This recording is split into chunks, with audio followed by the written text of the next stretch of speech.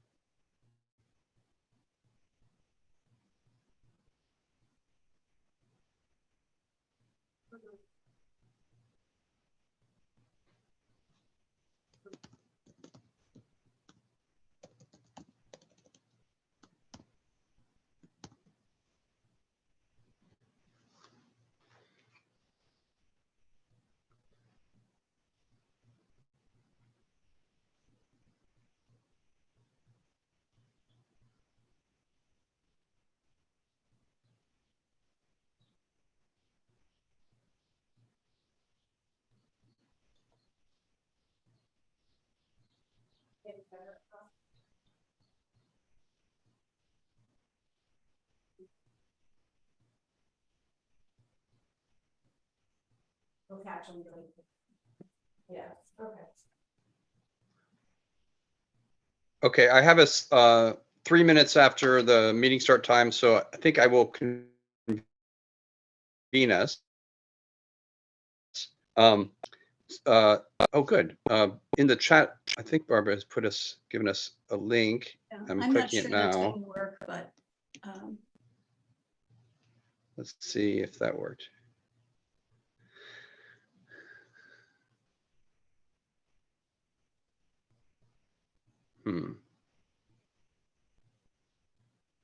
and Commissioner Kripke, you cannot load it from that email that I sent you earlier today. I don't know how to do that. What I could put the PowerPoint you sent earlier up on the screen if you want me to do that. The PowerPoint, Commissioner Siddiqui is going to put the PowerPoint on our website as well. Okay. Okay. I apologize that the PowerPoint, I see Mr. Ward and Commissioner Prinzo. I apologize that the PowerPoint is directed to ANC3F. I have not had a chance to customize it for 3C. So you know what I could do? Why don't you, if you could give me a day, I will customize it for ANC3C, and then maybe you could post it then on the, I'm sure I could get that done by tomorrow, and you could post it then on the website. I think that's fine. I think that would Okay. be totally fine. That's fine. Let me do that then. Okay, thank you. Okay, so I'm convening us. Just to remind everyone, this is the committee of ANC3C of community engagement and grants. We periodically and on occasion consider grant applications from members of the community, and we have a budget for that. And so today we're meeting to consider an application that's come in that Barbara Kraft will, a member of our community, will walk us through. That's our only agenda item unless anyone else has something else they want to bring up in this meeting. Does anyone want to bring up any or suggest any other agenda items for the meeting? Okay, hearing nothing, it's not too late, but I'm just going to move us along. This is not a decision-making meeting. This is really just for a presentation and for questions and for discussion. The decision on a grant will be made by the full ANC in plenary. The next meeting is Monday, and I plan to offer a resolution in support of the grant application for Monday. I'll draft that in the next 24 hours and allow anyone on this call to review the resolution before it's finalized. So that's the plan and expectation. Of course, if we hear objections or if there are problems that emerge, that we'll have to take those as they come. So does anybody else want to say anything as we start, or otherwise I'm going to turn it over to Barbara to talk about the grant application.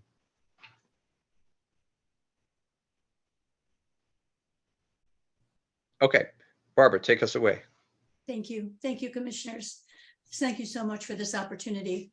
And I can be available Monday evening for the public meeting also, if that would be helpful. So as we indicated in our application, I am on a planning team that's being led by lay leaders at St. Columba's Episcopal Church over on Albemarle Street. That is working to get the Undesign the Redline exhibit set up in our Upper Northwest neighborhoods, probably in early 2024. We've decided to shoot for Black History Month for February of 2024. Undesign, as you probably can see from our materials and from the link to the company that created it, Designing the We in New York City, is an interactive exhibit. The material, an educational exhibit. It is set up in a fairly large public space. So for example, we're looking at venues in Ward 3 right now, UDC, Chevy Chase Pavilion, the libraries, community centers, that sort of location would be where this would be set up. And it would be set up for a period of about 6 months, maybe 4 to 6 months, depending on how much money we raise. The total cost of the project, we anticipate to be about $42,500 as kind of the core price, up to about $60,000. It could go up to about $60,000 if we decide to set it up in more than one location. So quite recently, some neighbors in Chevy Chase, Maryland, who have been familiar with the history of the Chevy Chase Land Company, suggested that they might like to have this exhibit set up in a venue at Friendship Heights, where it'd be more accessible to both jurisdictions. So that's something we're looking at. But as I say, the exhibit is educational and interactive, and the material for it comes from us, from people in our community. So right now, our planning team includes people from Temple Micah, Chevy Chase Presbyterian Church, St. Columba's, Temple Sinai, Adas Israel, National United Methodist Church on Nebraska Avenue. But this is the first time that the exhibit has been set up by Designing the We at other parts of the country, in other cities across the country. It was here in the District of Columbia several years ago, somewhere near Federal Triangle, and it was considered, it was very successful. My St. Columba's allies and compatriots, whom I've met working with them on Washington Interfaith Network issues, they came across the Undesign the Redline exhibit set up in Howard County, and they were really quite moved and motivated by it to come back and do a project like this here in Washington, here in Upper Northwest Washington. As you probably know, we've been working on, by we, I mean the social justice advocates at a number of these congregations have been wrestling with restrictive covenants, real estate prices. We've been working on affordable housing since the mayors came out with that housing equity report in October of 2019. We've been trying to figure out how to get affordable housing in Upper Northwest, in Rock Creek West. And it's over the course of that kind of education and discussion among ourselves that we kind of came together and thought that this Undesign the Redline project would be a great way to get people to interact with each other in a way that is not guilt tripping, that is not finger pointing, but just brings people together with the stories from their particular streets or their particular schools, or in the case of my congregation, Temple Sinai, we have a very substantial redlining unit in our social justice curriculum in our religious school. And we're planning on incorporating some of the material, incorporating an education based on Undesign the Redline into that curriculum, and bringing some of those students and those family stories into the content that will be in our Undesign the Redline. So right now, let me go back to our planning team. It's got representatives of those congregations on it. We've been talking with all the ANCs in Ward 3 to get their financial support. Right now, we've got fairly favorable signals from ANC3E and ANC3F and ANC34G.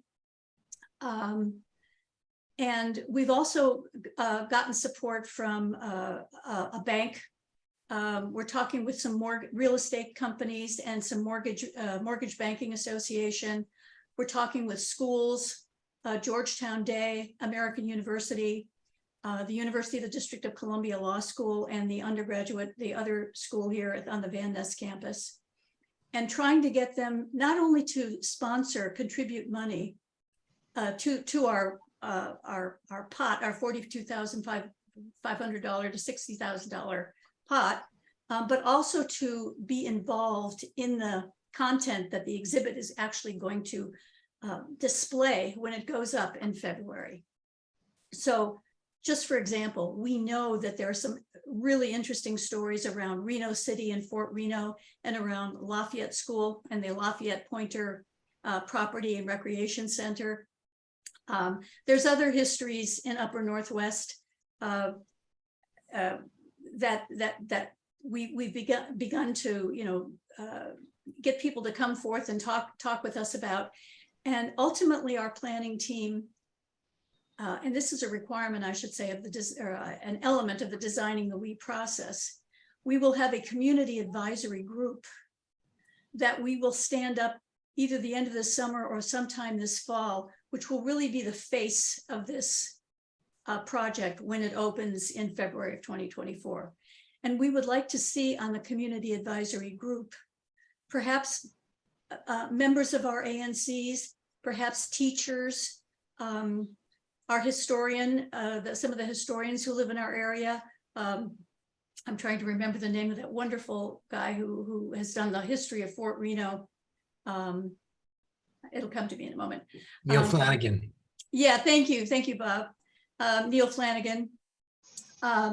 We have some historians in our teachers or retired teachers in our networks who might have the time to come forward and sort of be the history face of this. So that's kind of where we are right now. We are anticipating something that teachers, families, parents, ANC committees or ANC commissioners could actually take people to, or could themselves meet at a venue where they could actually discuss the content, or they could, and that they could contribute content to this exhibit. So we're really, really excited about it. And we think the timing is good too, given, as I say, our work on affordable housing in Upper Northwest and in Rock Creek West. And I just heard about, just on the news, just within the last couple of days, controversy about the Chevy Chase Community Center and Library. So people, I think, are starting to pay attention to the impacts that our history has had on the way we are today. And that's the opportunity we want to present to people. We want people to be able to contemplate the history, sort of like that wonderful exhibit the Jackson Reed students did at the Pepco building on Wisconsin Avenue. We want to have people be able to contemplate the history, hear docents and volunteers talk about the history, and then talk amongst themselves in their classrooms, in their families, about what does it mean for our family, for our neighborhoods, that my entire street had restrictive covenants on it at one point in time? Or what does it mean that certain neighborhoods, people living in certain neighborhoods could not get mortgages? To actually have conversations about this with each other in a way that is not hostile, not guilt tripping, as I said, but is actually constructive, and that will help us think about ways to move forward from this point in time. Ways to move forward in a positive way, in a mutually respectful way, in a way where we can continue to talk to each other. I did some door knocking this past weekend in Chevy Chase with some WIN friends from Chevy Chase Presbyterian and Otis and a couple of other congregations. And I was just floored by how much people were willing and open to talking about this history and wanted to think about it in a positive way and actually contribute something themselves. I mean, it made me feel really good about this idea about this Undesign the Redline exhibit, that people do welcome a place where they can talk about things in a situation that is not confrontational, not critical. It's very hopeful. So anyway, so that is what we are doing. We're in the process of collecting our pledges. My congregation is pledging 5,000. A couple of our ANCs, I believe, are considering the 5,000 contribution. We have a couple of slightly larger pledges from a business or a nonprofit. I can't remember specifically which one at this point. And I should also mention that Elizabeth Vaden, who is a WIN leader and also a leader at St. Columba's, whom I work with quite closely, and her team have spoken with the office of the person who heads the office of the ANCs about this project and about the fact that St. Columba's would be entering the contract with Designing the We to put this for Designing the We's services and to actually execute this contract. And so far, the information that she's gotten back from the office of the ANCs, and it's just been, kind of a general conversation, but it's been positive. So that's where we are. And I'm happy to answer any questions you might have. If you have any ideas at any point about people who would be good for our community advisory group, we would love to hear, have those suggestions for those people.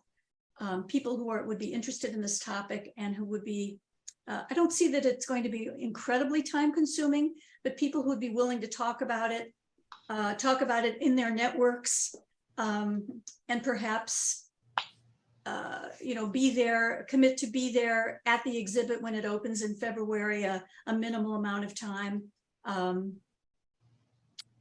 We would greatly appreciate the commissioners and the ANC's input into who would be members of the community advisory group. So with that, I guess I'll stop talking and ask you if there's any questions that I can answer. I'm happy to answer any questions.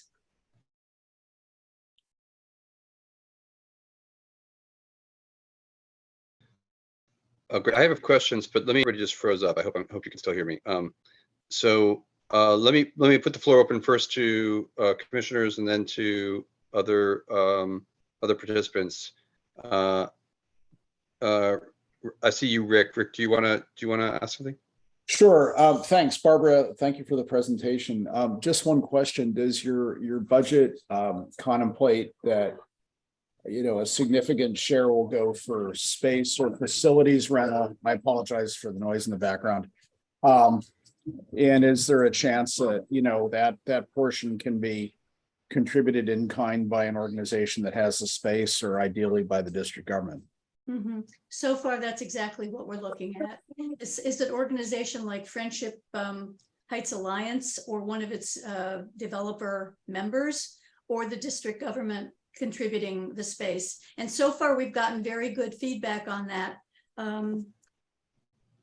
One nonprofit developer has actually offered some space that he's thinking about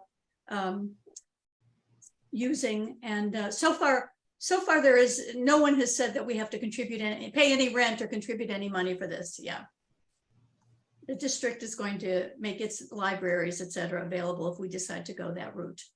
Okay, thank you. Adam, I think I saw you raise your hand. I had the same question, actually. Okay. A reasonable question. Mm-hmm. My question is, I have other questions, but the first one is, it's a display or an exhibit. Is the intention to have it sort of installed in a single place, or is the idea that you might locate it in a few places over time, or have you not figured that out yet? Can you say something about that? It will be installed in a single place. Mhm. The material that's developed as a result of the research that's going on to it will belong to our community, but will belong to our team and can be used in the future by students for any kind of educational activity. But it will be installed in one place, and it will be in that place for the duration.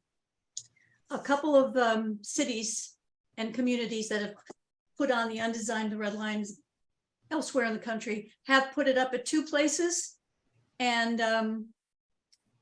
that's just required, you know, a little bit of additional money and additional cost.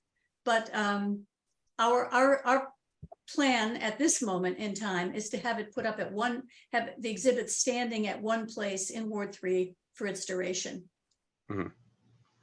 Okay. Bob, I see you have a question. Yeah, thanks. So there's been a lot of really good work done that you mentioned. Neil's work on Reno City, the Lafayette Pointer work, the ANC3C anti-racism task force, and historic Chevy Chase DC has done a lot of work on the Chevy Chase Land Company and that. I guess from a parochial standpoint, if ANC3C is going to be contributing to a grant, will there be a holistic look at the Northwest area, or just work that's already been done in sort of those places mentioned? No, we're looking at new work. We would like to develop new work. Absolutely. Yeah, we don't want to just rely on what Neil Flanagan has done, as wonderful as it is, or what Lafayette Pointer people have done. We want to have it Rock Creek West wide or Ward 3 wide as much as possible. So yeah, stories from Cleveland Park and Woodley Park would be fabulous. Some leadership in the development of content from that whole stretch north of the bridge, north of Calvert Street, would be really, really wonderful. I began scratching the surface of it myself. I remember when the advocates were looking at urging the city to buy the Wardman. So no, I think we would want to go as broad as possible within our ward. Thanks. And any ideas you have would be great. Yeah. Sure. I've been trying to line up the Washington Teachers Union and make connections with some teachers and some principals in the schools throughout Ward 3. I think of having the teachers and the students involved would be wonderful. Yeah, I remember John Eaton School did, that's probably a decade old or more now, work on their history, and the students did some work on the whole segregated schools of Washington and how they desegregated in Bowling versus Sharp in the 50s. So nice to have sort of that, that type of content in there, especially from the students themselves. Yeah. Yeah, I don't have any contacts at John Eaton, so if you do have one, I would be happy to follow up with it. Or if you know someone. I'm happy to facilitate. My kid just graduated, but I still have a lot of contacts there. Open to other questions or stuff. One question I have is in terms of documentation.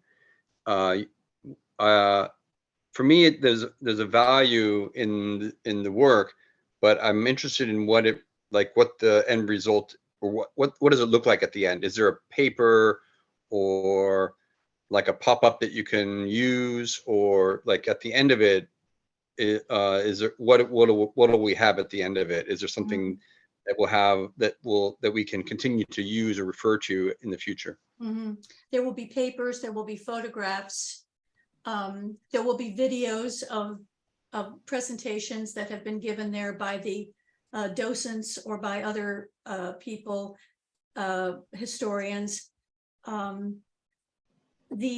As I said, the content that we develop, or that we working with designing we develop, will belong to us. And what exactly that is, how much of that is going to be written documentation, how much will be photographs, how much would be links to records or whatever. I'm not sure at this point. I mean, we want to have, when we come out of it, a resource that, say, students or other people can use to look at at this issue and the history of housing segregation in Ward 3. But I can't, I'm not sure, Commissioner Prinzo, at this point in time, whether I can say, you know, what exactly, what form this content is going to take. We're going to have content after the exhibit is taken down that belongs to us. And it's probably a function of what we decide we want. So one thing that's happening just in my own congregation, for example, is there's going to be some book discussions, and that will take place in connection with this exhibit, and there will be some journaling that goes on between students, with students and families. And one of our teachers is going to urge people to keep a record of that, sort of like a journal or a diary of that, of their experiences with the exhibit and their experiences with this subject matter over a period of weeks. So, but I can't be any more specific than that right now. I hope that gives you some idea of what we have in mind. A lot will be decided by whoever's on the community advisory group.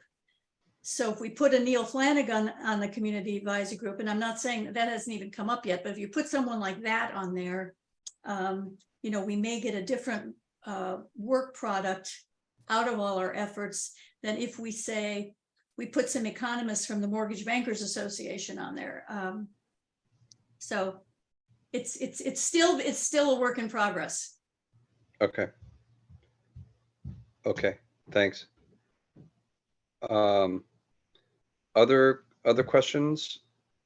Anybody see an issue that might raise a flag such that the ANC should be concerned about supporting the application? I can share one thought that I heard someone express. One of our planning team was asked, how can an ANC make a grant to a church? That, as far as I know, that was answered satisfactorily by the St. Columba team's meeting with the OANC. Mm-hmm. There's not a problem there. St. Columba's has set up a separate segregated account to receive monies, grants, donations for this project. So it's not an issue. I'm not aware of any other issues that have come up. Right. Yeah, I think having a specific account will be valuable. It's a somewhat legalistic issue that has come up in the past about who the ANC can make grants to, but I sort of presume there's a way through it with a community-based church. So, but I think we can leave that to our treasurer to work out with you all. And the Office of ANCs has views on that and gives guidance on it. So we may have to work with them on it as well. I think that's something that can be worked out. I mean, local governments do make grants to faith-based organizations, and this is not, as well, I'd point out, for an avowedly religious purpose. Exactly. So. Right. Exactly. Right. Okay. Commissioner Prinzo, I know you have another meeting. Do you want to say anything before you run off? I am good. This is really great. I will just like to say, hear me? Oh, can you hear me? Yeah. Mm-hmm. Okay. We are considering this Monday, and if you could be available just in case, because we can't consider grant applications on the consent calendar. It needs to be in commission business. So just in case we do get any questions from members of the community, Barbara, are you available Monday? I'm available, yes. I'll be there. Perfect. Thank you. Thank you. That's great. And thanks again for this. This is great. Thank you. Okay. I'm putting the floor open again for questions. Otherwise, I'm gonna wrap us up.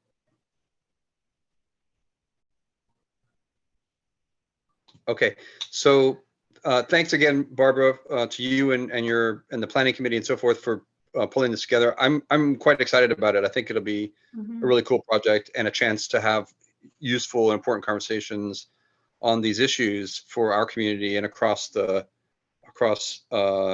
Northwest. We do have all these stories like Fort Reno and Lafayette and stuff, but they're in bits and pieces. And I think one of the great values of this is sort of to pull it together into a more of a narrative or broader point of view. I think that'll be really helpful for our community to sort of see it together and have it sort of as a historical narrative. And it's something I feel strongly about and care about. And I've seen a lot of these bits and pieces, but I've never seen it brought together, which is a little bit why I brought up the documentation thing, because at the end of it, I don't want it to all dissipate again. I'd like us to have sort of a shared understanding of this at the end of it. So that's a bit of a goal for me, is to consolidate it and aggregate it such that at the end of this project, there'll be something that we can look to as a resource. So that's just a comment. I think that go ahead, respond if you want to say anything. Well, I am so grateful to hear you say that. The idea of getting the big picture and being able to talk about the big picture, as opposed to, I just sometimes find DC so provincial and so parochial. You know, we're in our own neighborhoods, and even within a ward, and we don't know what's going on elsewhere, or we're not attuned, and we're certainly not sympathetic in many cases. And I think to have the big picture for Upper Northwest or Northwest and Ward 3 would be really great. I appreciate your saying that. Thanks. So I think from here, I'm going to draft a pretty simple resolution to support the application, which if the ANC passes it, will execute or will be the sort of executing document for the grant. You'll work it out with the treasurer, who's Commissioner Siddiqui, about how the actual transfer of funds goes on. But I'll send a draft around tomorrow to everyone on this call and to all the commissioners for review, and then we'll consider it on Monday. And then we're expecting from you a revised PowerPoint that we can all review and also post, if that's okay. Yeah. Yeah. Okay. I thank you, commissioners. Thank you so very much for entertaining this request. Thank you. Great. Thanks very much. Okay, I think we're adjourned. Thank you, everybody. Thank you.